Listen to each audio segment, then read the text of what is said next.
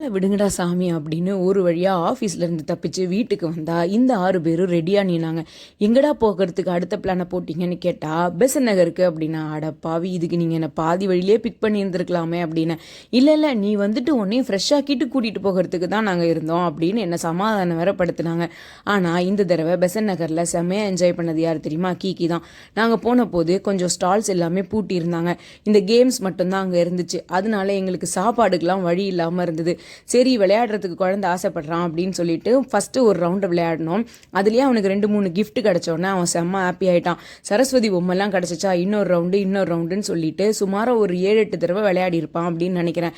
கிடைச்ச கிஃப்டெல்லாம் ஒரு கவரில் தூக்கி போட்டு அள்ளி எடுத்துட்டு நாங்கள் வந்துட்டு மோக்ஷா மோர்சல் போகலாம் அப்படின்னு சொல்லிட்டு போனேன். ஏன்னா கீக்கி வந்து பீச்சில் வச்சு ஐஸ்கிரீம் கேட்டான். அந்த ஐஸ்கிரீம் நல்லா இருக்காது, உனக்கு நான் வேறு ஐஸ்கிரீம் வாங்கி தரேன் அப்படின்னு சொல்லிட்டு அவனுக்கு ஐஸ்கிரீம் வாங்குறதுக்காக தான் நாங்கள் போனோம்.